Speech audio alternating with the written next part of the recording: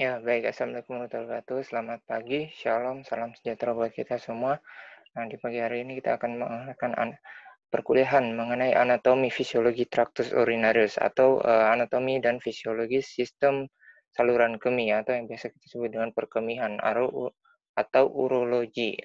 Dia punya teori atau ilmu mengenai urologi atau sistem perkemihan. Oke, kita langsung saja. Apa yang dimaksud dengan sistem urinarius? Sistem urinarius adalah suatu sistem tempat terjadinya proses penyaringan darah sehingga darah bebas dari zat-zat yang tidak dipergunakan. Jadi di sini sistem urinarius ini adalah proses penyaringan. Nah, jadi kalau kalian lihat hasil kencing kalian itu kenapa berbeda dengan apa yang kalian minum? Itu karena adanya penyaringan oleh darah. Karena setiap apa yang kita minum berupa cairan pasti akan termetabolisme ke dalam darah ya, sehingga di dalam darah kemudian akan terproses melalui sistem-sistem dari sistem urinaria ini. Nanti kita sebutkan satu persatu apa saja yang termasuk dalam sistem urinaria. Tadi ya, proses penyaringan darah sehingga darah bebas dari zat-zat yang tidak dipergunakan oleh tubuh dan menyerap zat-zat yang masih dipergunakan oleh tubuh. Ya, zat-zat yang tidak dipergunakan dalam tubuh akan larut dalam air dan dikeluarkan berupa urin atau yang biasa kita sebut dengan air kemih atau air kencing ya. Oke, jadi tidak semua zat-zat zat-zat dalam bentuk cair yang kita minum semuanya akan larut ya. Ada juga yang tidak dipergunakan yang akan dibuang melalui air kemih atau air kencing ya. Oke, kita lanjut. Ini dia dalam sistem urinarius kita punya ada 4 organ.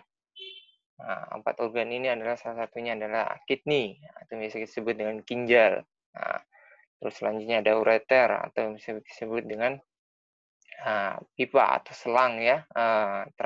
Apa gunanya ini pipa ini dalam bentuk selang ini? Ini ureter ini adalah yang menyalurkan sisa metabolisme, sisa penyaringan dalam ginjal ini menuju ke arah bladder atau vesika urinaria atau kita sebut dengan biasa orang awam bilang air kandung kemih ya. Di mana kalau kandung kemih itu sudah maksimal maka kita akan merasa akan buang air kecil. Lalu selanjutnya ada urinaria bladder yang tadi saya sebutkan adalah kandung kemih. Lalu selanjutnya adalah uretra. Uretra ini adalah saluran terakhir ya dari dalam tubuh keluar ya ke dunia luar ya. Nah, ukuran uretra sendiri ada macam-macam ya, nanti kita bahas. Oke, lanjut. Kita lanjut dulu dari organ yang pertama yaitu ginjal atau biasa kita sebut dengan ren ya. Ginjal terdiri dari 2 buah, kiri dan kanan. Ginjal kiri lebih besar daripada ginjal kanan. Ginjal kanan sedikit lebih rendah dari kiri karena terdapat hepar pada daerah itu ya. Jadi kalian lihat ginjal kanan kalian ya. Itu pas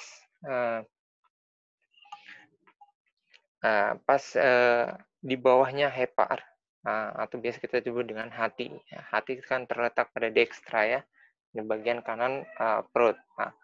Ginjal terletak pada dinding posterior abdomen. Ada kedudukannya mulai dari TH12 sampai L1 sampai 3. Ini kalian cari tahu. Kalian akan pelajari tentang anatomi fisiologis ya. Anatomi tubuh. Cari tahu nih apa yang maksud dengan TH12 sampai L1 sampai 3. Dan 3 otot-otot besar transversus abdomalis ya. Otot-otot yang biasa kalian lihat kayak kalau laki-laki yang sering push up itu ada benjolan-benjolannya. Biasanya kita bilang six pack kayak gitu. Gitu ya. Ini terus ukuran panjang 6 sampai 7,5 cm. Ini panjang dari organ ginjal 6 sampai 7,5 cm untuk orang dewasa ya. Kita patokannya pada orang dewasa. Lebarnya 6 cm. 6 cm ya. Tebal 1,5 sampai 3 cm. Beratnya 125 sampai 170 gram atau 0,5% dari berat badan tubuh, ya. Nah, hanya 0,5%. Nah, tapi ini sangat berpengaruh sekali ya organ ini. Ginjal diliputi oleh kapsula tribosa tipis yang mengkilat. Nah, itu kita nanti bahas. Posterior dilindungi oleh kosta yang otot-otot meliputi kosta yang ke berapa ini? Ke-19 sampai ke dengan yang ke-12. Nah, nanti cari tahu apa yang meliputi kosta yang ke-12, yang ke-9 sampai ke-9 dan ke-12. Nah, anterior dilindungi oleh organ intraperitoneal. Nah, batas suspensi renal dekstra costa 12. Nah, batas suspensi renal sinistra atau kiri costa 11, ya. Batas inferior renal dekstra pinggir bawah VL3. Batas renal sinistra diskus internal vertikal VL2. Nah, nanti kalian cari tahuin tentang anatomi. Dia punya apa ini maksud dengan batas kosta dan kosta berapa, ya. Tahu itu ya. Permukaan lateral konveks, permukaan medial konkav berbentuk celah yang disebut dengan hilum, hilus atau pembuluh darah, ureter, dan saraf. Nah, ini yang apa yang dimaksud dengan ginjal. Nah, kita lihat bentuknya ya. Ini ya, bentuk ginjal. Nah, kalau kalian bisa lihat kursornya itu, ada ginjal kanan lebih rendah daripada ginjal kiri, ya. Benar kan? Nah, lebih rendah. Ini karena di sini ada hepar, ya. Kalian lihat kursornya itu. Nah, ini right kidney, wilus. Nah, ini yang terdapat banyak sekali pembuluh darah vena, arteri, dan juga saraf. Nah, yang biru ini kita lihat sebagai pembuluh darah vena. Nah, terus yang merah ini pembuluh darah arteri, ya. Kalian harusnya sudah bisa membedakan apa yang dimaksud dengan pembuluh darah arteri dan apa yang dimaksud dengan pembuluh darah vena. Terus ini yang warna kuning ini yang menuju ke bawah ini adalah ureter, ya, ureter ya. Ureter itu yang menyalurkan hasil proses metabolisme ginjal menuju ke saluran, menuju ke kandung kemih, ya, atau urinary bladder. Oke, kita lanjut ya. Oke, pembungkus ginjal. Ini ada 3 pembungkus ginjal. Salah satunya adalah kapsula fibrosa yang paling dalam. Ada juga kapsula adiposa, jaringan lemak pembungkus renal dan supraren. Ya, pembungkus renal itu adalah pembungkus ginjal ya, dan supraren atau yang di dalam ginjal. Fascia renalis. Ini adalah fascia prenalis dan ada fascia retrorenalis. Ini ya. Kalian harus hafal nih apa pembungkus ginjal itu apa saja. Ada kapsula fibrosa, ada kapsula adiposa, dan ada fascia renalis. Oke. Nah, ini struktur dari dalam ginjal. Ini yang dari rongga ginjal ya, pelvis renalis. Ada yang warna kuning ini. Ini sebenarnya bisa kita lihat dari kalau misalnya ada preparat ginjal, kita bisa lihat yang sangat jelas ya. Ada sumsum ginjal atau medula. Ya, medula ini di tempat proses penyaringan biasa ada di medula ya. Kulit ginjal atau korteks. Yang tadi ya banyak ada 3 lapisan yang meliputi atau melindungi organ ginjal. Karena review lagi yang di slide tadi slide sebelumnya ya. Oke. Kita lanjut struktur dan bagian-bagian dari ginjal. Di sini ada kulit ginjal atau korteks, nefron atau menuju glomerulus. Setiap glomerulus dikelilingi oleh simpai Bowman. Ya, penyaringan darah terjadi pada badan Malpighi. Yaitu di antara glomerulus dan simpai Bowman. Apa yang dimaksud dengan penyaringan darah terjadi pada badan Malpighi? Nanti kita bahas itu ya. Sumsum ginjal atau medula. Bagian ini merupakan area yang berisi 8-18 bagian terbentuk sebagai kerucut yang disebut dengan piramid. Ya. yang terbentuk hampir semua dari ikatan saluran berukuran mikroskopis. Nah, mana yang tadi sumsum ginjal? Nah, ini. Nah, medula ini warna-warna ungu gelap ini. Nah, aslinya bukan warna ungu ya. Nah, artinya merah. Nah, merah pekat. Nah, ya. Nah, dan juga renal pelvis atau basin ya. Saluran berbentuk pipa bagian superior ureter percabangan 2 sampai 3 kali mayor. Kalix mayor kumpulan dari kalix minor. Nah, perampung urin dari papila piramida ya. Ini renal pelvis ini ya. Nah, ini yang nanti hasil metabolisme cairan atau zat-zat yang sudah tidak diperlukan akan mengalir ke sini ya. Nah, terus disalurkan melalui hilus lalu ke ureter ya. Nah, bisa kalian lihat di situ. Nah, ureter lalu ke kandung kemih. Nah, sisa-sisa dari penyaringan. Nah, oke. Next. Ini dia tadi sumsum ginjal ya. Ini dulu ya, kulit ginjal atau korteks ya. Pada bagian korteks terdapat sekitar 1 juta nefron.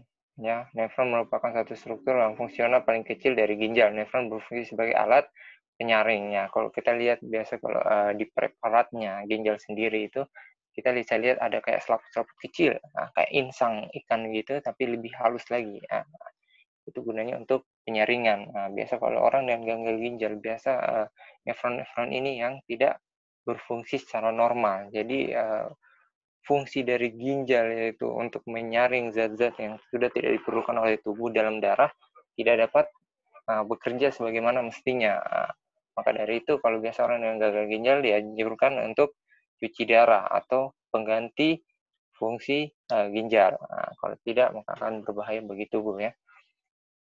Nah, ini nefron berbentuk seperti cacing berkepala besar dan tubuh bagaikan elang yang berkelok-kelok. Pada bagian kepala terdapat saringan halus yang hanya dilewati oleh zat-zat tertentu ya. Ini untuk penyaringan ya.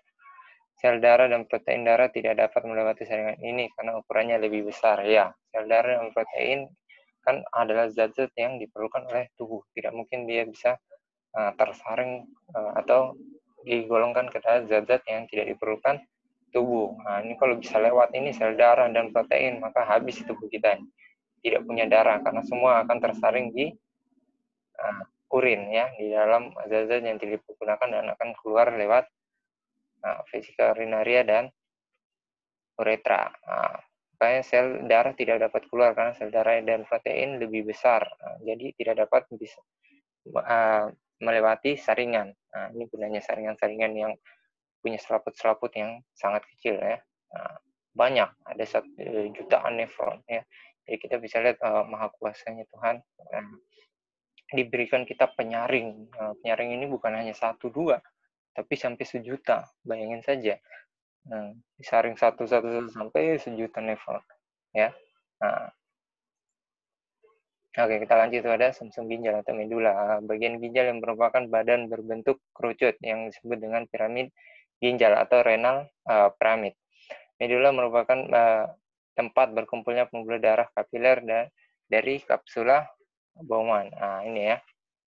Kapsula Bowman-nya banyak sekali pembuluh darah kapiler yang berkumpul di dalam kapsula Bowman. Mana dari kapsula Bowman ya. Ini ya tadi ya medula ya. Yang bentuknya kayak kerang. Ya ini ada 6 nih ya.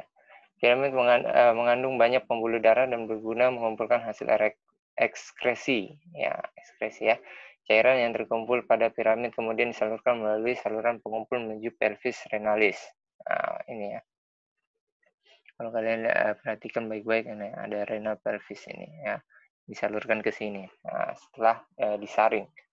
Salurkan menuju pelvis renalis atau rongga ginjal. Selanjutnya pelvis renalis berhubungan dengan ureter, yaitu saluran yang mengalir urin ke kantong kemih. Nah, jadi yang piramid-piramid ini banyak sekali pembuluh darah. Nah, disinilah kerjanya proses penyaringan ya. mana yang tidak diperlukan, mana yang masih diperlukan. Kalau masih diperlukan akan kembali lagi melalui pembuluh darah. Yang sudah zat yang sudah diperlukan maka akan masuk ke dalam di dalam pelvis renalis, akan masuk ke dalam ureter. Yang selanjutnya akan masuk ke dalam ureter. Oke. Gitu. Rongga ginjal. Bagian ginjal berfungsi sebagai penampung urin sementara yang meneteskan sedikit demi sedikit dari dalam sumsum ginjal atau medula. Di sini ya. Rongga-rongga ginjal. Bagian-bagian sini. Ini nanti terakumulasi sedikit demi sedikit. Makanya kita kalau habis minum kan nggak mungkin langsung kencing.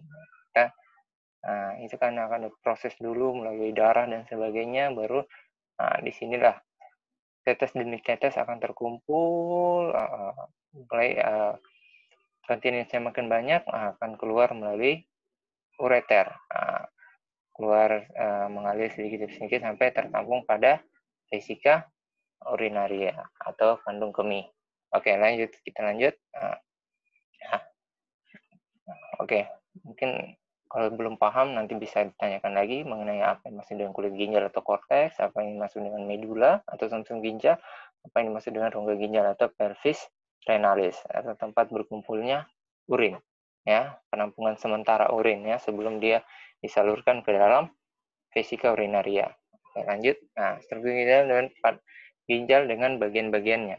Ini korteks medula, tempat penyaringan. Ini pelvis tadi, ya, tempat berkumpul sementaranya urin sebelum dia turun ke bawah ya melalui ureter ke vesika urinaria. Ini renal artery ya. Ini arteri, renal vein atau vena. Ini arteri dan vena masuk ya. Arteri masuk, vena untuk keluar ya. Renal arteri ini akan menyalurkan darah-darah yang penuh dengan zat-zat. Dan di sini akan melakukan proses seleksi atau penyaringan ya. Akan dilakukan proses seleksi atau penyaringan mana zat-zat yang masih berguna seperti sel darah, protein, juga mana yang zat-zat yang tidak diperlukan ya kayak kreatinin dan lain-lainnya. Kalau misalnya sudah berlebih, misalnya contoh kayak vitamin C, protein-protein yang berlebihan juga akan tersaring dan akan berkumpul di bagian pelvis sedikit demi sedikit, tetes demi tetes, dan lama-lama turun ke dalam vesika urinaria melalui ureter. Ini efferent vessel ya, tempat setelah penyaringan dia akan keluar zat-zat yang masih digunakan dan efferent vessel yang akan masuk. Zat-zat yang akan masuk yang akan melalui proses penyaringan ya. Ini ya di dalam rongga medula ya. Efferent vessel masuk, glomerulus ya. Ini glomerulus yang kayak begini. Tempat penyaringan. Di sini ada banyak sekali nefron-nefron ya. Nefron-nefron yang akan menyaring. Oke, sampai di sini paham ya. Memang agak ribet karena ini kita sudah masuk ke dalam sistem fisiologisnya ya, bukan hanya anatomi, tapi sudah masuk ke dalam fisiologis. Oke. Nah, descending ascended limb of Henle atau lingkung Henle. Ini nanti kan semua zat akan berproses di sini sampai merasa zat-zat yang masih diperlukan akan kembali lagi dan zat-zat yang tidak diperlukan akan dibuang melalui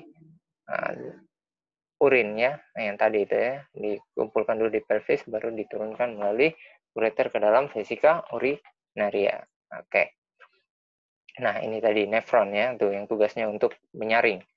Unit fungsional ginjal, lebih dari 1 juta nefron pada satu ginjal. Bayangin saja, satu ginjal tuh lebih lebih atau kurang dari 1 juta. Sekian jutaan itu untuk satu saja. Satu ginjal.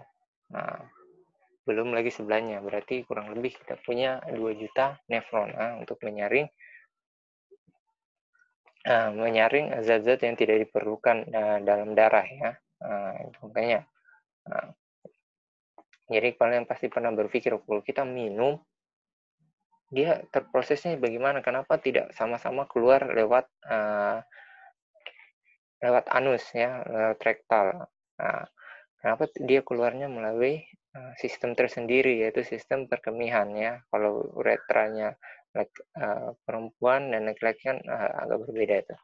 Nah, kenapa bisa keluar lewat situ? Kenapa tidak sama-sama melalui rektal? Nah, karena ada proses proses metabolisme cairan itu berbeda dari makanannya. Cairan itu hampir 90% diresap oleh tubuh melalui darah ya. Nah, nanti itu kita bahas di sistem pencernaan. Nah, oke. Bertanggung jawab dalam pembentukan urin. Nah, ini ya, karena dia kan bagian penyaringan. Nah, dia saring semua zat-zat dalam darah. Nah, jadi darah kita ini bisa bilang selalu disaring ya. Nah, kalau tidak disaring itu maka zat-zat yang sudah tidak diperlukan tubuh itu akan memberatkan tubuh itu sendiri ya. Nah, sel-sel mati dan segala macam akan disaring dalam nefron. Nah, struktur nefron ada glomerulus, ada kapsula Bowman, ada renal tubul. Nah, ini ya, ini semua ini. Darah vena yang warna biru dan darah arteri yang warna merah. Nah, ini masuk terus diolah semua di dalam glomerulus, di dalam kapsula Bowman sampai di renal tube melalui loop of Henle atau lingkung Henle lagi. Jadi nanti kalau yang sudah tidak diperlukan akan dikeluarkan collecting duct ya, akan dikeluarkan ke renal pelvis tadi. Nah, zat-zat yang tidak digunakan lagi disatukan dalam bentuk urin, langsung diturunkan ke vesika urinaria atau kandung kemih. Kalau yang masih diperlukan zat tubuh akan kembali pada vein ya, interbular vein atau pembuluh darah vena. Nanti diproses lagi kembali ke jantung. Nah, di jantung diproses lagi, manakah yang akan diberikan sel darah baru atau diberikan trombosit, leukosit, dan lain-lain ya.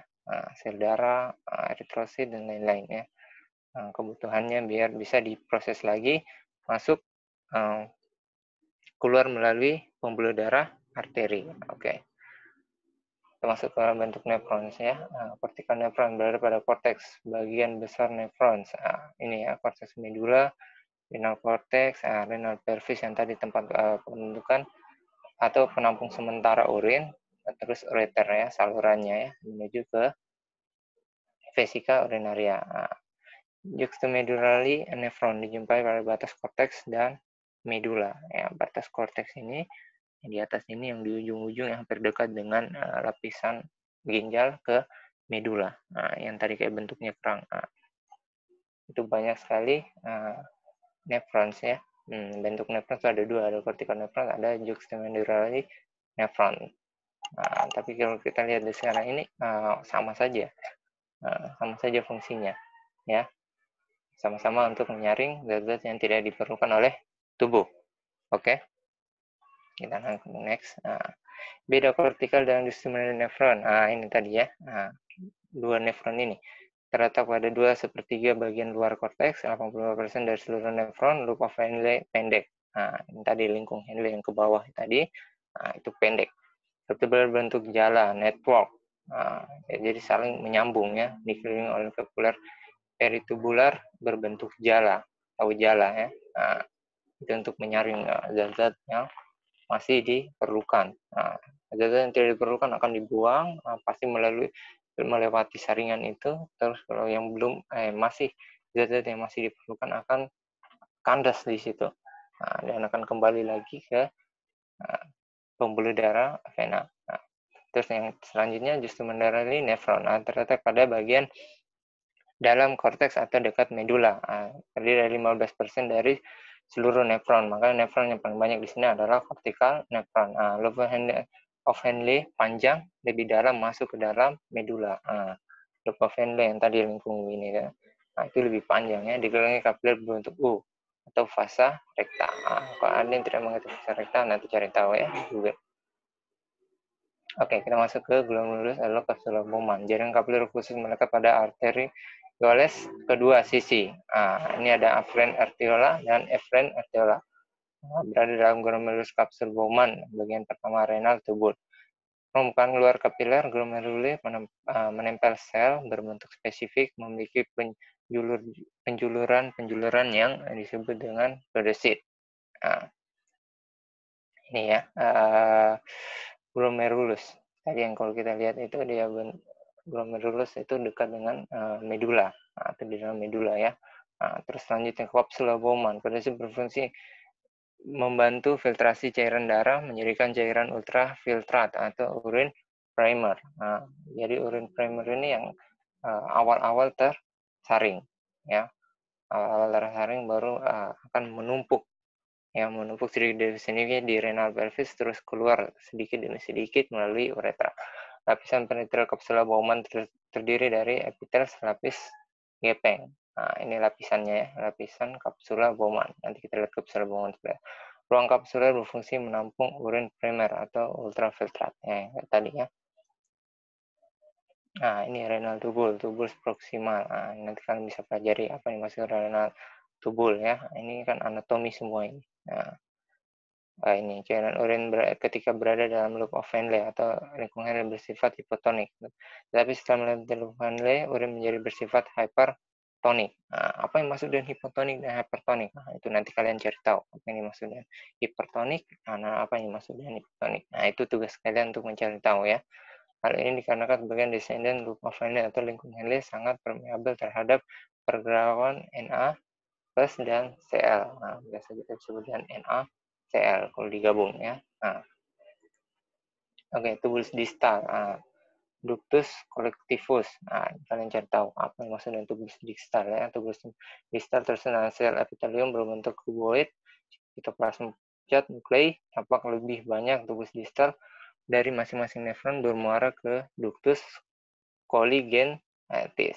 Ductus collectivus. Ductus colligens berjalan melalui korteks dan medula ginjal bersatu membentuk suatu ductus yang berjalan lurus dan bermuara pada ductus belin.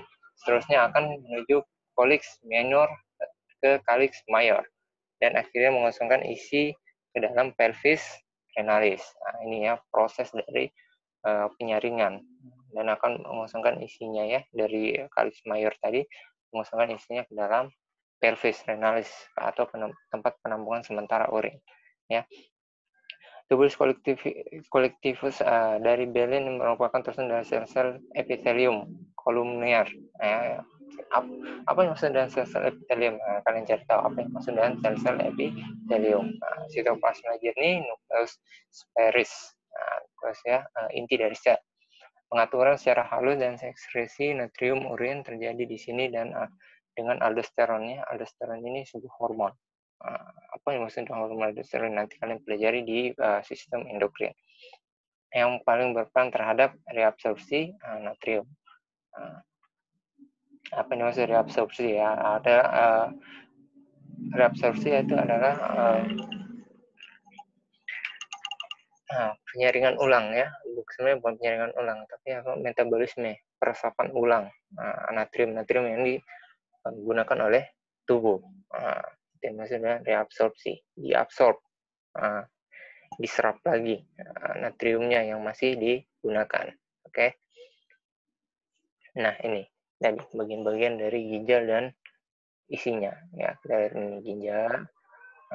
Ini darah kotor ya, darah yang sudah penuh dengan zat-zat yang tidak diperlukan tubuh masuk, langsung tersaring di sini, di medula, di nefron, tersaring yang tidak diperlukan masuk ke renal pelvis, yang masih dibutuhkan masuk lagi ke dalam vena ya. Masuk dalam vena ini berarti darahnya sudah bersih. Nggak bisa kita bilang bersih, tapi kita sudah bilang zat-zat yang tidak diperlukan sudah dibuang keluar dari sini ya. Jadi merah itu masuk, yang biru itu untuk keluar. Tapi bukan berarti keluar dalam tubuh, tapi keluar ke dalam darah lagi yang akan diproses lagi di jantung dan paru, ya, untuk mendapatkan oksigen di paru, ya. Nah, kalau ini yang sudah tidak dibutuhkan akan keluar melalui ureter. Jadi kalian harus ingat ya, si organ utama dari sistem perkemihan itu ada 4. Pertama ginjal. Ginjal, kenapa saya sebut ginjal 2 kali? Karena ginjal ada 2, ya. Terus ureter juga ada 2, vesika urinaria ada 1, dan terakhir uretra. Nah, uretra ini juga ada 1. Jadi kalau kita ingat dari atas, ginjal 2, ureter 2, vesika urinaria 1, uretra 1, ya. Oke. Nah, ini tadi ya, untuk ginjal. Ini ya, medula. Medula. Nah, ini nephron, di dalamnya ada glomerulus dan tubul rektal, ya. Nah, di sini ya, tempat prosesnya ini lingkung Henle. Nah, terproses semua di sini langsung keluar. Nah, diperlukan akan ditampung di sini, renal pelvis.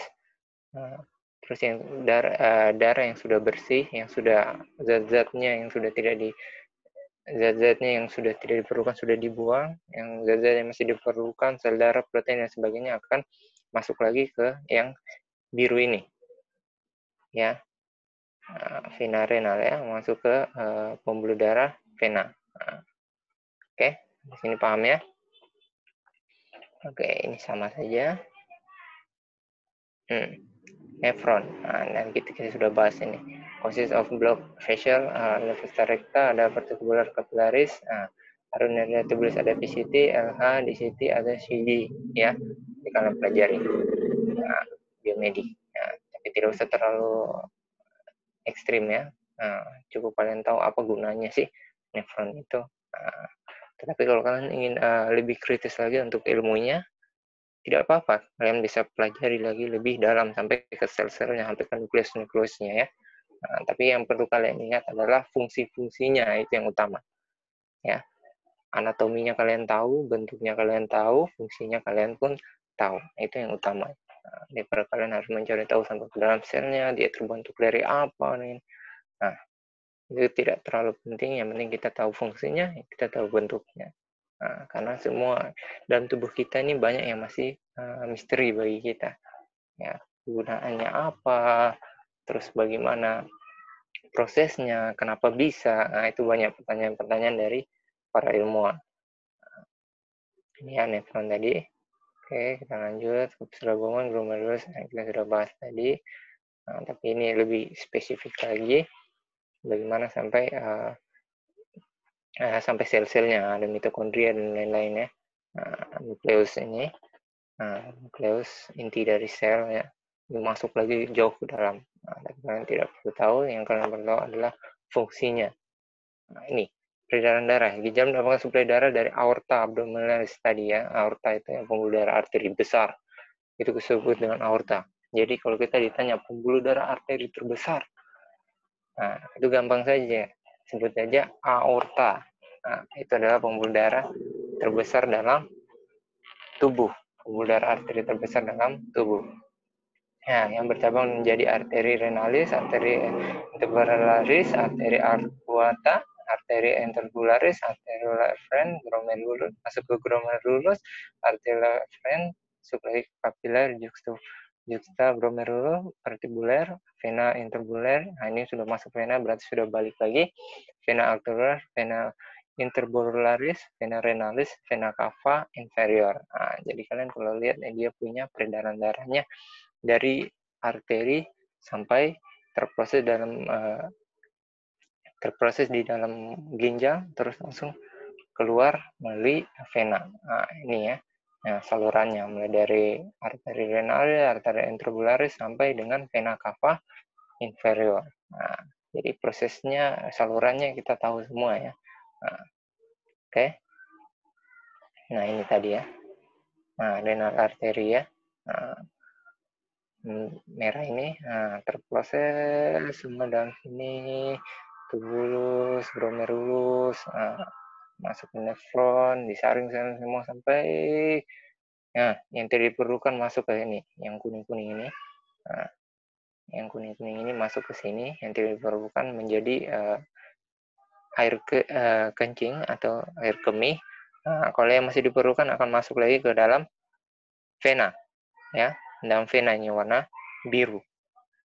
Nah, jadi kalau kita kencing kan nggak pernah kita lihat darah, kecuali dengan masalah-masalah saluran perkemihan, ya. Kalau kita kencing kan nggak mungkin kita kencing keluar darah normalnya, ya. Nah, kecuali orang dengan kelainan tersendiri, ya, mungkin aja keluar darah. Apalagi kalau di sini ya, terdapat batu ginjal dan lain-lainnya. Nah, itu ya, makanya darah. Tempat penyaringan darah. Nah, di tubuh kita ini Tuhan buat kompleks. Jadi darah itu ya bisa disebut banyak yang kita sebut dengan darah kotor. Nah, tapi Tuhan sudah berikan penyaringnya. Dua buah ginjal. Jadi kalian jangan coba-coba untuk jual ginjal kalian. Kita bisa hidup dengan satu ginjal, tapi prosesnya tidak akan sama lagi seperti mempunyai dua ginjal. Ya, oke. Di sini paham ya? Oke. Jadi kalian ingat kalau di foto-foto, kenapa saluran darah ini ada yang warna merah, ada yang warna biru? Pasti kalian sudah paham belajar di anatomi dan fisiologis. Pembuluh darah merah adalah pembuluh darah yang dialiri oleh oksigen yang biasa dipompakan jantung ke seluruh tubuh untuk memenuhi nutrisi, oksigen, dan lain-lain, ya, untuk ke dalam sel-sel di dalam seluruh tubuh. Terus yang warna biru ini yang sudah memberikan sel nutrisinya, oksigennya ke dalam sel-sel, kembali lagi ke dalam jantung, tempat pemompaan jantung, ya. Jadi kita lihat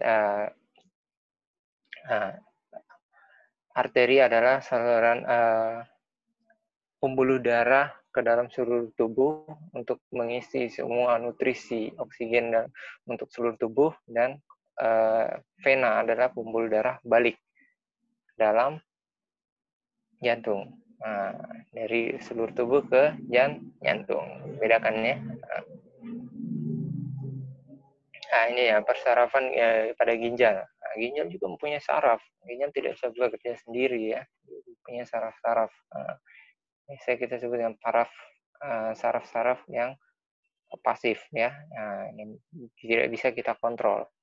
Ginjal itu tidak bisa kita kontrol sarafnya, ya. Ginjal mendapat persarafan dari flexus renalis. Nah, kalian cari tahu di sistem persarafan apa yang dimaksud dengan flexus renalis atau vasomotor. Dia masuk di mana? Sistem saraf spinal atau sistem saraf otak atau sistem saraf spinal atau sumsum tulang belakang. Kranial atau spinal, ya. Saraf ini berfungsi mengatur jumlah darah yang masuk ke dalam ginjal. Dia mengatur, ya, tidak semua darah pas kita beraktivitas masuk semua dalam ginjal. Mati kita nanti kalau tidak ada yang berproses atau metabolisme, ya. Darah-darah yang sudah banyak zat-zat yang tidak diperlukan lagi itu yang masuk ke dalam ginjal. Saraf ini berjalan bersamaan dengan pembuluh darah yang masuk ke dalam ginjal. Jadi yang memproses darah itu masuk ke dalam ginjal adalah saraf-saraf ini, ya, atau saraf vasomotor atau flexus renalis. Oke, di sini paham, ya? Nah, ini hormon yang diproduksi oleh ginjal. Nanti kalian pelajari di sistem endokrin. Ada renin, ada erythropoietin, ada kalitirol. Ya, tiga ini kalian nanti pelajari di sistem endokrin. Ya, ini tadi kita sudah bahas anatomi fisiologi ginjal. Kita bahas lagi fisiologis atau fungsi secara umumnya, yaitu ginjal. Ya, fungsi ginjal sendiri adalah mengatur volume cairan dalam tubuh. Ya, cairan berlebih akan selalu dikeluarkan melalui urin, ya. Jadi kita tidak pernah kelebihan cairan. Kalau saat normalnya itu kelebihan cairan pasti akan dibuang melalui urin. Jadi kalau kita banyak minum, otomatis kita pun banyak berkemih atau kencing, ya. Untuk keseimbangan osmotik yang pertama, keseimbangan ion optimal plasma, keseimbangan elektrolit, ya. Untuk penyimbangan elektrolit, ya. Apa yang maksud dengan elektrolit? Nanti kalian bisa pelajari, yaitu di sistem sistem korteksal, sistem endokrin juga, ada juga di sistem kardiovaskular. Apa yang dimaksud dengan elektrolit dan apa gunanya, ya. Seharusnya di SMA kalian sudah pelajari ini karena ini pelajaran biologi ya, biologi dasar. Apa yang dimaksud dengan elektrolit, apa yang disebut dengan ion. Nah, mengatur keseimbangan asam basa cairan tubuh. Ya, kita keseimbangan asam basa tubuh ini pasti selalu harus seimbang. Nah, pH-nya berapa, pH di setiap organnya harusnya berapa, asam dan basanya harusnya berapa ya. Ekskresi sisa dan hasil metabolisme. Nah, ini fungsi utamanya. Ekskresi sisa hasil metabolisme. Jadi hasil metabolisme adalah hasil yang sudah diseleksi, mana yang diperlukan tubuh, mana yang tidak diperlukan tubuh. Nah, jadi sisanya ini yang berbentuk urin akan dikeluarkan. Jadi tubuh kita ini sudah kayak pabriknya. Mana bahan-bahan yang masih bisa dipakai akan dipakai lagi, mana bahan-bahan yang sudah tidak diperlukan akan dikeluarkan secara normalnya ya. Nah, kita tidak bahas kalau nanti misalnya ada penyakit yang mengganggu metabolisme ini ya. Secara normalnya hasil metabolisme atau sisa atau zat-zat yang tidak diperlukan, contoh kayak kreatinin dan ureum yang berlebih pasti akan dikeluarkan ya. Fungsi hormonal dan metabolisme ya kayak tadi ya, ada hormon-hormonnya, angiotensin dan lain-lain sebagainya, ada hormon renin atau biasa kita sebut angiotensin, ada eritropoietin, ada kalkiritrol ya. Nah, tadi kita sudah bahas secara panjang lebar mengenai ginjal. Nah, nanti kalau kalian belum paham, kalian boleh tanyakan lagi. Kalau yang mau perdalam lagi, boleh. Nah, mau lihat preparatnya, lihat di Google, boleh. Apa yang dimaksud dengan ini, apa yang dimaksud ini, bagaimana prosesnya, itu banyak video. Cari aja di YouTube, pasti ada, pasti ketemu. Nah, kita lanjut ke organ yang kedua, yaitu ureter. Ya. Ureter ini ukurannya 25-30 cm. Nah, ini panjangnya ya, lebarnya 1 mm 10-10 mm, rata-rata adalah 5 mm. Ini lebarnya ya, dia punya lebar kayak selang itu lebarnya ya, lebarnya segini saja, kecil-kecil saja. Ada dua bagian, ada pars abdominalis yang laki-laki dan wanita, ada pars perfina, laki-laki beda dengan wanita, terletak dalam rongga abdomen dan sebagian dari rongga pelvis. Kenapa kita bisa bedakan kalau pars abdominalis ada pada laki-laki dan wanita, ternyata pars perfina tidak ada pada laki-laki dan wanita atau berbeda. Karena kan kita tahu dari sistem reproduksi keluarnya sistem reproduksi pria itu sama dengan keluarnya sistem perkemihan atau saluran kemih. Jadi kalau kita yang laki-laki coba lihat alat kelamin kalian, tempat memproduksi cairan semen kalian atau cairan yang berisi sperma itu kan sama keluarnya dengan keluarnya air kemih, ya. Berbeda dengan wanita. Wanita ada uretra, ada vagina, ya. Vagina tempat reproduksi, uretra tempat keluarnya air kencing, ya. Dibedakan ya. Persarafan ureter, cabang plexus centricus inferior, flexus spermaticus. Ini flex banyak sekali saraf-saraf yang ada di dalam ureter ya. Ini banyak ini. Nervus vagus, rantai afferens, dan nervus trocali ke-11 dan ke-12, nervus lumbalis 1, dan nervus vagus yang punya rantai afferens untuk ureter. Pada laki-laki ureter berjalan ke depan ujung atas vesicula seminalis menyerang ke ductus deferens, di bawahnya vesika urinaria. Kalau kalian bingung nanti kita lihat gambarnya. Pada wanita terdapat pada bagian fossa ovarica dan berjalan ke bagian medial dan ke depan bagian lateral cervix uteri, bagian atas vagina untuk mencapai fundus vesika urinaria, tempatnya penyempitan ureter. Flexura marginalis, laki-laki penyerang dengan ductus deferens. Tempat biasa ada ini ya. Nah, pada tempat masuknya vesika urinaria, ureter ya, pundar ureter, ada ureter, arteri renalis, ada arteri spermatica interna, ada arteri hipogastrika, ada arteri vesikalis inferior. Nah, paling banyak adalah arteri. Kalian paham ya apa yang maksud dengan arteri? Nah, vesika urinaria tadi ada ureter atau saluran yang mana tadi tempat sementaranya urin, salurannya dari ginjal menuju ke vesika urinaria. Saluran itu disebut dengan ureter. Nah, sekarang vesika urinaria atau kandung kemihnya.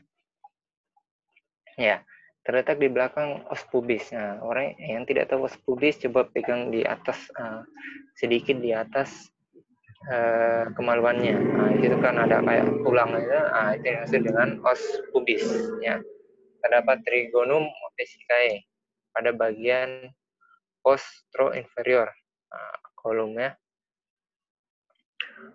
kolum vesicae. Trigonum vesicae terdiri dari orifisium kedua ureter dan kolum vesicae. Nah, dinding-dinding kalau kalian tidak paham apa yang dimaksud dengan trigonum vesicae terdiri dari orifisium kedua ureter dan kolum vesicae, kalian cari tahu ya. Nah, apa yang dimaksud dengan trigonum vesicae dan apa yang dimaksud dengan kolum vesicae. Nah, kalian kan sudah mahasiswa, bukan lagi siswa. Mahasiswa itu bisa mencari ilmunya sendiri, ya, bisa mencari ilmu-ilmu yang belum dia pahami. Nah, itu cari tahu. Beda dengan siswa. Kalau siswa memang kita harus suapin satu-satu. Nah, mahasiswa berbeda ya, kan sudah mahal. Beda lagi dengan siswa ya. Dinding kandung kemih terdiri dari lapisan sebelah luar atau peritoneum, ada tunika muscularis atau lapisan berotot, ada tunika submukosa, ada lapisan mukosa. Nah, ini dinding kandung kemih ya, ada lapisan sebelah. Ingat lapisan-lapisan kandung kemih, ada peritoneum, ada lapisan berotot, ada submukosa, ada lapisan bagian dalam atau lapisan mukosa ya. Ingat tempat ini ya. Nah, ini bagian dari vesika urinaria, ada apex. Coba kalian cari apex itu. Nah, apex dihubungkan dengan kranial oleh uricus. Nah, uricus ya. Sisa kantong alveolus sampai ke umbilicus berbentuk ligamentum. Vesika umbilical mediale. Bagian ini tertutup peritoneum dan berbatasan dengan ileum dan kolon sigmoideum. Ini kalian bisa lihat ini ureter, umbilicum ligamen, ureter, medial ligamen. Nah, di sini ya. Nah, ya, korpus yaitu bagian dari korteks dan fundus.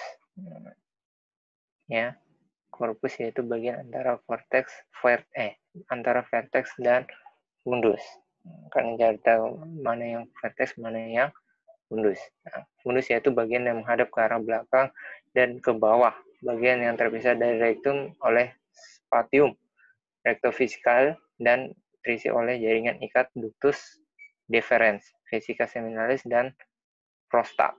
Nah, ini ya, laki-laki. Kalau biasa di laki-laki ada prostat ya. Prostat gland ya. Nah, yang warna abu-abu ini, nah, ini prostat.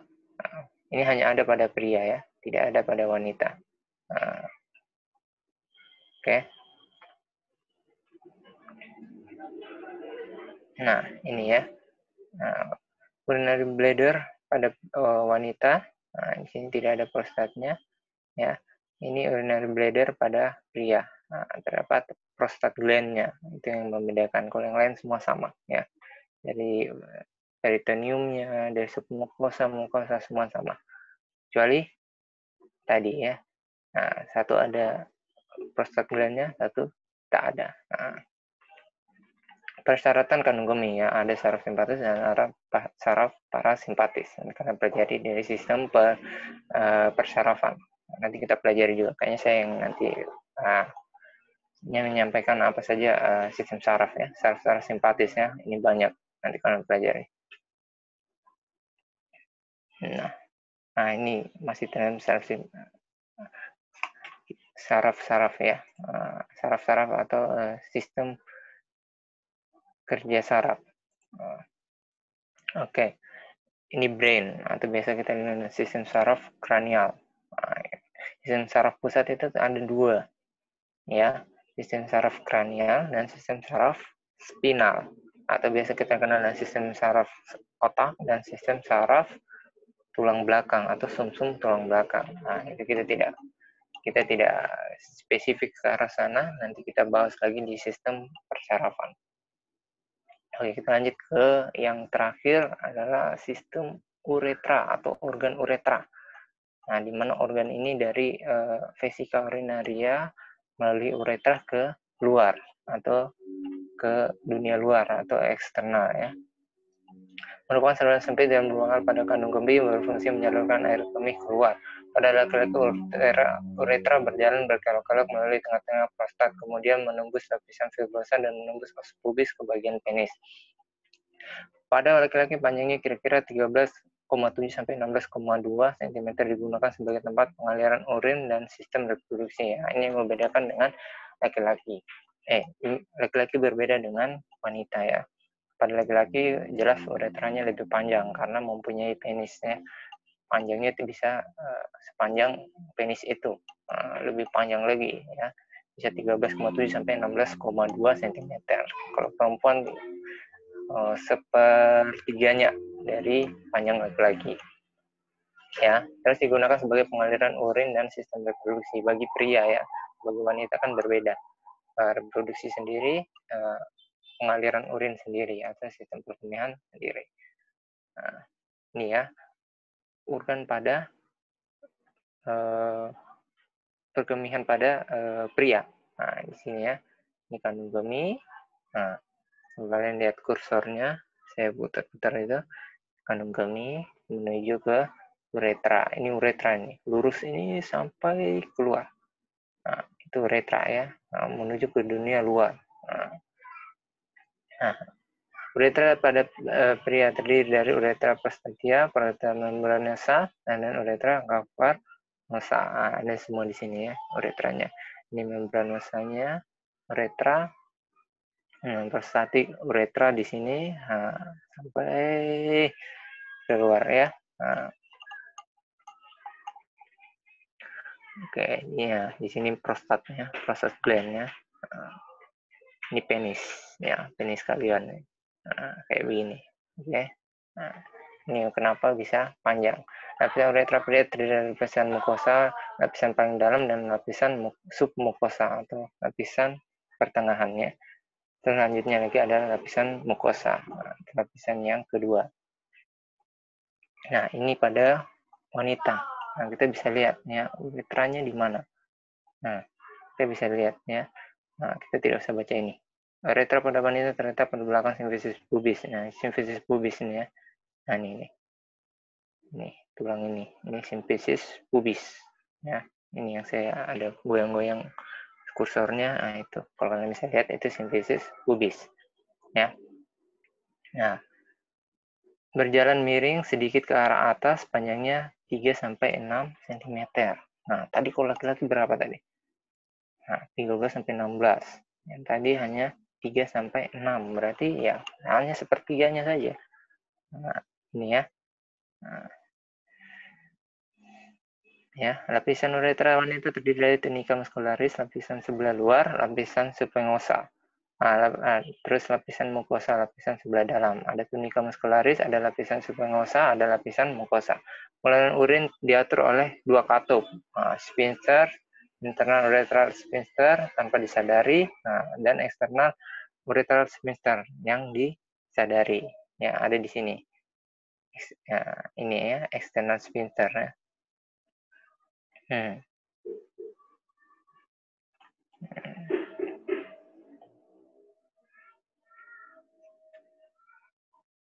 Ya, external sphincter di sini. Jadi kita kalau mau buang air kencing itu, kenapa pria lebih tahan daripada wanita dalam hal menahan rasa kencing? Karena tadi kita bisa perbandingan dari uretranya. Uretra pria kan lebih panjang daripada wanita. Wanita hanya sepertiganya saja. Jadi untuk menahan kencing itu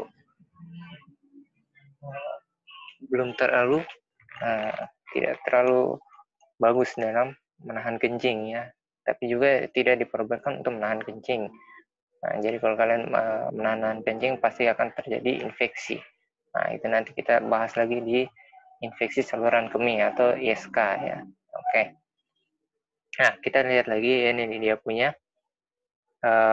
vesika urinaria. Nah, ini berjalan turun melalui uretra. Nah, ini ya, ini uretra ini. Nah, sampai ke dalam eksternal uretra sphincter. Nah, di sini ya, ada penahannya di sini. Nah, jadi kalau kita mau kencing, maka nanti sistem saraf berespon di sini. Nah, dia akan memberitahu bahwa sudah dalam posisi bisa buang air kencing. Misalnya kita sudah di dalam kamar mandi, makanya ini akan membuka. Nah, ini eksternal uretra sphincter, maka saluran air kencing di sini akan turun semua. Ya, nah, ingat ya. Ini symphysis pubis, ini vesika urinaria, ini uretra, ini apa ini? Uterus. Nah, atau kandung apa?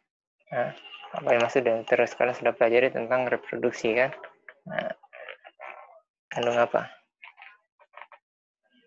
Nah, kandungan. Ya, ada yang disebut dengan kandungannya. Uterus ya.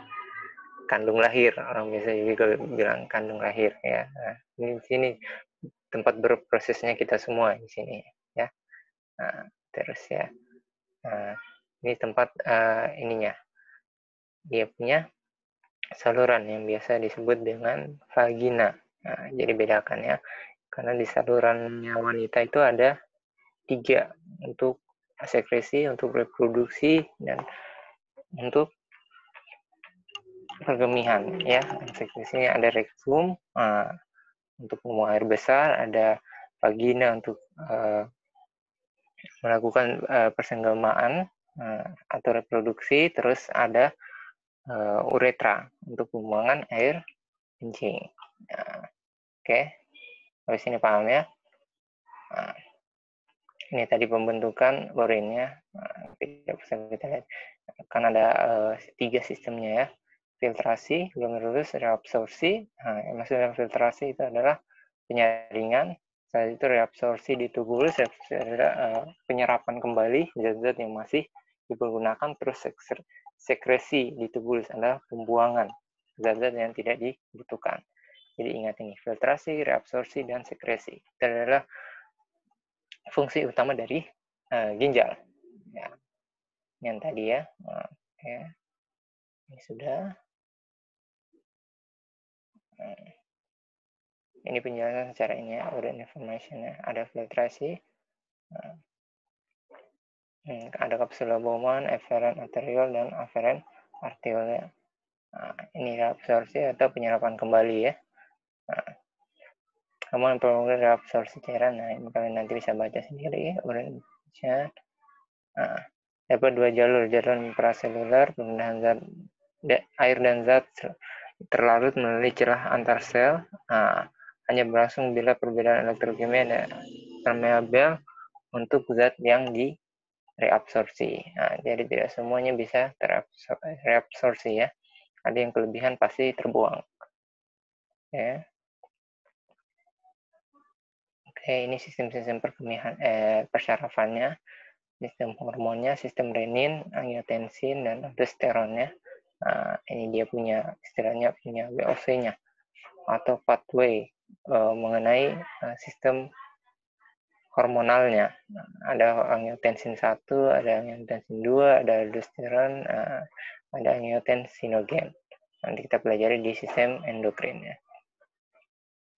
Oke, saya rasa tadi cukup. Nah, ya ini tadi ya. Nah, ada ini glomerulus. Nah, ini kalau kalian mau pelajari bisa, nanti kita bahas lagi secara mendalamnya. Nah, oke, pasti pusing kalian kalau pelajari ini nanti. Kita pelajari pelan-pelan, ya.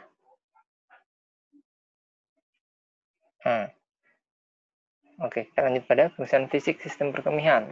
Tujuannya untuk memeriksa fisik ginjal dulu, ya, mendapatkan kesan kondisi yang fungsi organ perkemihan, mengetahui keluhan klien yang muncul dari sistem perkemihan, langkah-langkahnya, pemeriksaan fisik perkemihan, sama, siapkan dulu alatnya, stetoskop, kalian sudah tahu apa stetoskop, sarung tangan bersih atau enskun, alat tulis, dan bengkok. Nah, kalian tidak tahu bengkok, kalian cari tahu apa yang dimaksud dengan bengkok ya. Nah, ini nanti ya kita pelajari di skillnya. Kalian harus paham pemeriksaan fisik itu ada 4 tahap. Ya, pemeriksaan fisik selalu ada 4 tahap. Di mana ada inspeksi, ada auskultasi, ada palpasi, ya, ada perkusi. Nah, jadi pertama inspeksi adalah pemeriksaan fisik dengan cara melihat. Ya, jadi kita lihat saja itu sudah termasuk pemeriksaan fisik.